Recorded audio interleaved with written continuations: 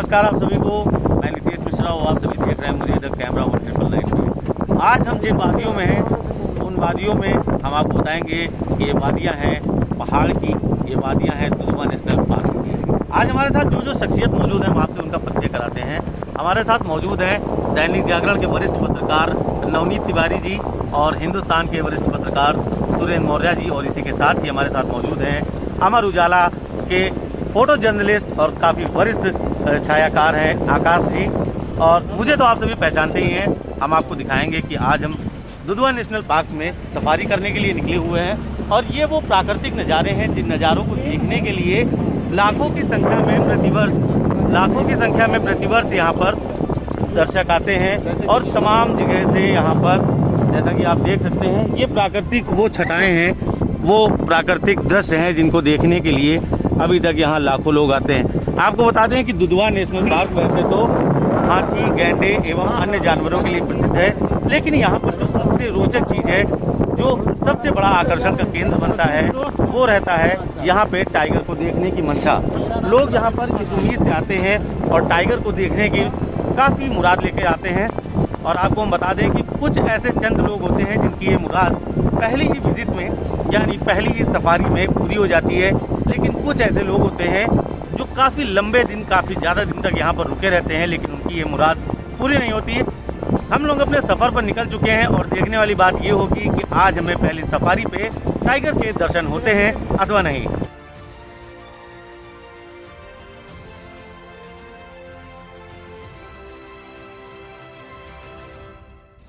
तो जैसा कि आप सभी लोग देख पा रहे हैं, इस वक्त हमारे पास एक हिरन है यहाँ पर, ये देखिए, हम आप लोगों को दिखाएंगे।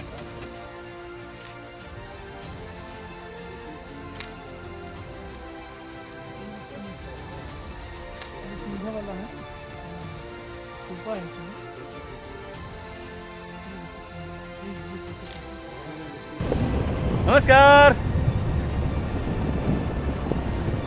680 वर्ग किलोमीटर का सर ये दुधवा का कितने किलोमीटर है? 680 वर्ग किलोमीटर। नहीं, ये ट्रैक कितना है? ट्रैक हमारा होगा सर वही लगभग 40-45 किलोमीटर, अपन नाम 50 ज़्यादा भी हो जाता है। जैसे टाइम में हम लोग जंगल के एंटर हो जाते हैं तो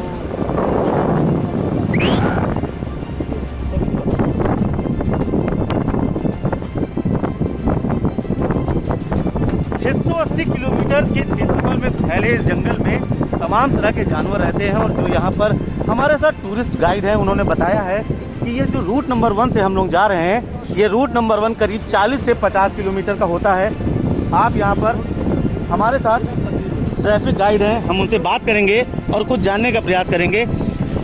किस तरह से ये रास्ते को, ट्रैक जो आप बता रहे थे, कितने किलोमीटर का है रास्ता, बताइए हमें। ये जो अप एंड डाउन हमारा 40 से 50 किलोमीटर का हम लोग अप एंड डाउन कराते हैं। सफारी, जंगल सफारी, जो जंगल सफारी है हमारी, तो लगभग हम अप एंड डाउन 40-50 किलोमीटर तय कराते हैं जंगल सफारी का।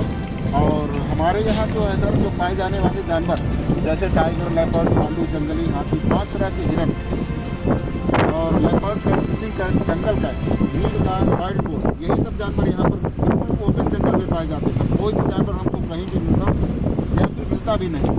यहाँ पर सिर्फ गैंडा को ही कवर करके रखा गया है और सारे जानवर ऐसे खुला रहते हैं। ये 680 वर्ग किलोमीटर दुधवा का जंगल, तो यहाँ पर जो गाइड है उन्होंने बताया कि जो 2014-2015 की इनके पास गणना मौजूद है, उसके हिसाब से यहाँ पर 21 टाइगर वर्तमान समय में मौजूद हैं। और ये वास्तव में एक सुखद अनुभूति है। आप प्रकृति की उन मनोहर छटाओं में आते हैं जिन छटाओं को देखने के लिए लोग छटपटाते रहते हैं। हालांकि आप देख सकते हैं कि यहाँ पर ऊंचे ऊंचे पेड़ हैं और जंगली रास्ते हैं। हालांकि इस रास्ते को दर्शकों के लिए, जो यहाँ पर सैलानी आते हैं, उनके लिए सुगम बनाया गया है। और यहाँ पर चलने के लिए जो सबसे बड़ी बात हम आपको बता दें कि यहाँ पर जो रास्ते का सफ़र होता है, वो सफ़र सिर्फ यहाँ की जो गाड़ियाँ उपलब्ध कराई जाती हैं उन्हीं गाड़ियों से होता है। अगर आप चाहें कि आप अपनी प्राइवेट गाड़ी लेकर आ सकते हैं तो ऐसा संभव नहीं है। आप यहाँ पर प्राइवेट गाड़ी लेकर नहीं आ सकते हैं। आपको यहाँ आने के लिए ऑनलाइन बुकिंग करना पड़ता है, अथवा आगे आप यहाँ पर ऑफलाइन रजिस्ट्रेशन भी करा लेते हैं। उसके बाद आपको इसी जंगल सफारी की एक गाड़ी अलॉट होती है और उसी से आपको यहाँ पर जगह जगह चीज़ें दिखाई जाएंगी, जगह जगह जंगली जानवर दिखाए जाएंगे। जंगल सफारी से हम लोग वापस आ रहे हैं। और वैसे हम आपको यहाँ बता दें, यहाँ पे नियम इस समय काफ़ी सख्त कर दिए गए हैं। कोरोना नियमों के चलते आपको मास्क लगाना बहुत ज़रूरी है। और हालांकि और भी जानवर हमें दिखे, लेकिन अनफॉर्चुनेटली हम टाइगर को बहुत करीब से नहीं देख पाए। हाँ, वो बात अलग है कि थोड़ी सी झलकियाँ उसे पानी पीते हुए दिखी हैं। हमारे साथ सुरेंद्र मौर्य जी हैं, जो हम लोगों के जंगल के अनुभव हैं वो हम आपसे साझा करेंगे। कुछ ऐसी गलतियाँ होती हैं जो तमाम दर्शक आते हैं और जंगल के मध्य में, यानी कि जहाँ पर शेर का काफी बड़ा एरिया होता है, वहां पर कुछ ऐसी गलतियां कर सकते हैं जिससे उनको नुकसान हो सकता है। और सुरेंद्र जी आपको बताना चाहेंगे कि क्या ऐसी गलतियां हैं जो जंगल में इंसान को नहीं करनी चाहिए। सुरेंद्र जी, क्या अनुभव लगा आपको, किस तरह से आपने वहां पर देखा, क्या लगता है आपको? कल जब हम गए तो वहाँ गाइड द्वारा मुझे बताया गया कि सबसे पहले तो जंगल में अगर जो हम लोग प्रवेश किए हैं तो कोई छेड़छाड़ नहीं करनी। आप अपनी गाड़ी से आए हैं, जो वहाँ सफारी मिलती है हम उससे जाएं, शांतिपूर्वक सिर्फ जंगल की चीज़ों को, मनमोहक दृश्य को सिर्फ देखें। यहाँ तक गाइड के द्वारा बताया गया कि यहाँ कोई पेड़ अगर गिर जाता है तो उसको छेड़ा नहीं जाता, वो वहीं पड़ा रहेगा। उसको दीमक खाएंगी, दीमक को भालू खाता है, भालू को और उससे बड़े जानवर खाते हैं। तो ये जो सर्किल है जंगल का, बहुत सुंदर मनोरम दृश्य है और ये बराबर जो है बहुत बढ़िया है। कुल मिलाकर हम लोग का जो सफर रहा जंगल का, काफी अच्छा रहा और काफी रोचक रहा। काफी रोचक यात्रा हम लोगों ने की। वो बात अलग है कि हम लोग बहुत करीब से शेर के दर्शन नहीं कर पाए, मात्र झलक मिल सकी, क्योंकि शेर वो यहाँ के पालतू शेर नहीं होते हैं, बल्कि वो जंगल में विचरण करने वाले वो खूंखार जीव हैं जो शिकार करते हैं, जो प्राकृतिक खाद्य श्रृंखला को बनाए रखते हैं। हमारे साथ आकाश जी हैं, हम आकाश जी से बात करेंगे। आकाश जी, कैसा लगा आपको, कैसा अनुभव रहा दुधवा का? और जो यहाँ पे एक यहाँ की तारीफ होती है, जो प्राकृतिक मनोहारी दृश्य होते हैं उनकी, जो कैसा लगा आपको, आप बताएं अपने शब्दों में। यहाँ आके हमने ये जाना कि नेचर बहुत अच्छी चीज है, उसको बिल्कुल छेड़ना नहीं चाहिए, जो भगवान की देन है। क्या खास अनुभव रहा आकाश जी आपका वहाँ पर?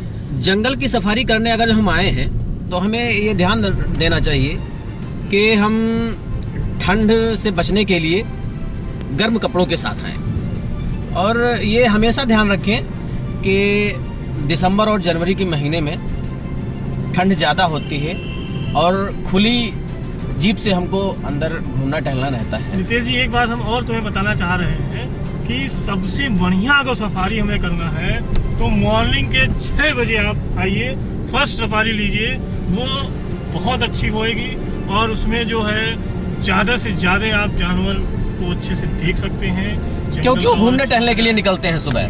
तो सही कह रहे हैं। आपने सुना, हमारे मित्रों के अनुभव थे, उन्होंने बताया कि अगर आप इस मौसम में सफारी करने आ रहे हैं तो आप अपने साथ गर्म कपड़ों को जरूर लेकर आए, क्योंकि जंगल के अंदर का माहौल जो होता है वो काफी सर्द होता है। गाड़ी पर जब आप चलते हैं तो ठंडी ठंडी हवाएं जब आपके कानों पर लगती हैं, ऐसे में आपको जुकाम बुखार होने हुआ है कि जंगल का और बाहर का मौसम बिल्कुल डिफरेंट है, बिल्कुल डिफरेंट है। बाहर का टेम्परेचर अगर जो 7 डिग्री सेल्सियस है तो अंदर आप जाएंगे तो 4 डिग्री सेल्सियस टेम्परेचर है, इतना जी।